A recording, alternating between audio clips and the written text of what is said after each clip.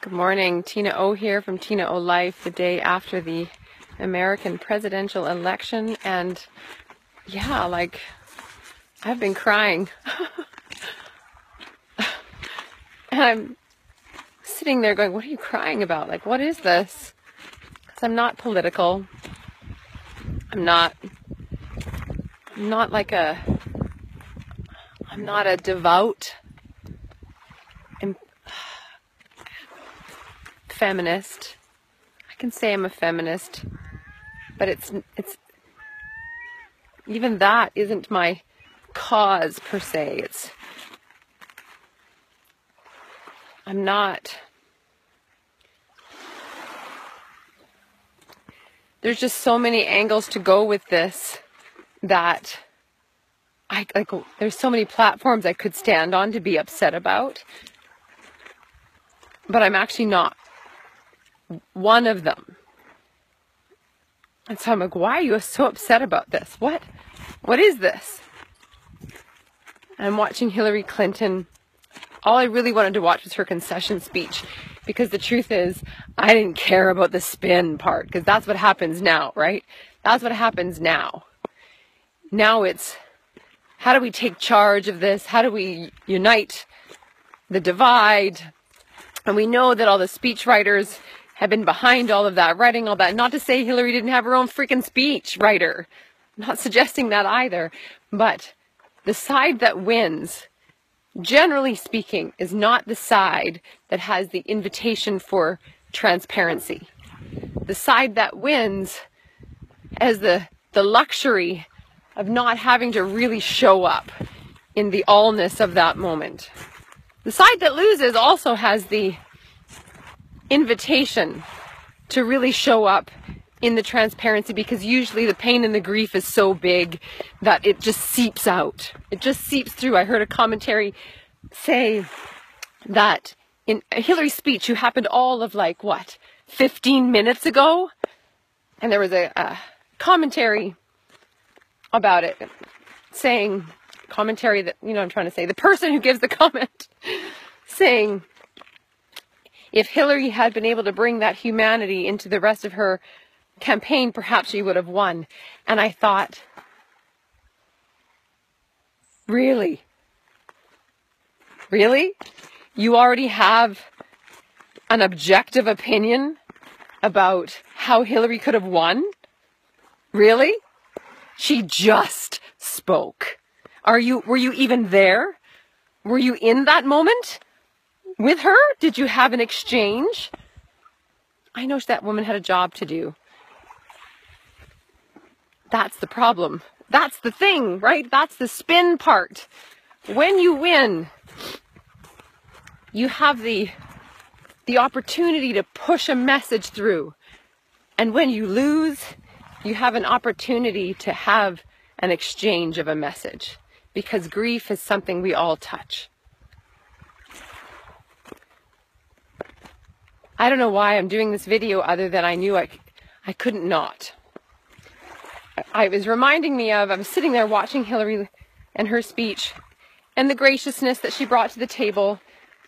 And of course, her package, the package of how this message is going to come across, who are the audiences she cares about, and who are the audiences, frankly, she's responsible to. I got overwhelmed with tears a few times, and it actually made me think of the day that Jack Layton died. And I'm not a politician. I am not political. I'm just not. And I remember the day Jack Layton died, standing in my living room and losing it. I'm not an NDPer. I'm not political. I guess you'd call me a left-winger. If you had to stick me in a camp, I guess you'd stick me over there. And the piece that really grabbed me when Jack Layton died is the unfairness of it.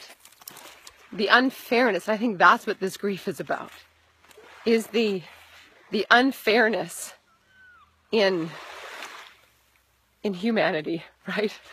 In this. Okay, I just tried to spin that. Did you feel that? The unfairness. Sometimes we put our whole heart in sometimes we let it all hang out, we show it all, we stand for it all, we brave it all. And we've bought into this idea that when we do that, we always get what we go for. We always get the prize. We gotta stop doing things for the prize. Gotta stop doing things for the prize. I think I cry because of that very human unfairness part of me that's still going for the prize. And I also cry for the sheer, I'm quoting GV now, the sheer magnificence of standing in our humanity and going for something because it feels right and honest and embodied. And sometimes we don't get the prize, but we don't do it for the prize. We do it because it behooves us not to do it. Because sometimes our humanity is the rightness that needs to speak first. The prizes come. Sometimes. Frankly, most times. But not all the time. And not always in the time that it makes sense for them to be there. So I don't know where you are today, if you feel like me. If you have this kind of deep sadness about the reality of the human experience. And at the same time, the beauty of all of that. Because that's where we meet. We meet in that place. So I don't know if you're there, but I want you to know that if you're there, I'm with you. And if you're not there, I'm still with you. And wherever you are, I'm with you and you're with me, because that's how life rolls. Here's to you. Here's to the beautiful people in the world, who are all of us, in our glimpses of moments where we share our humanity. Because that's what's needed right now. Right now is how we share our humanity. Okay, that's what I came to say. Thanks for listening. I'm Tina O from Tina O Life, and this is the day after the US election 2016, and Donald Trump has just won. A man who can say all kinds of nasty things about women.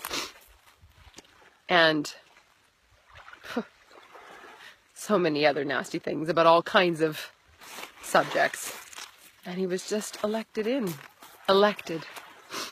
And that seems unfair to me. I'm with you. Thanks for listening. Tina O from Tina O Life. Bye.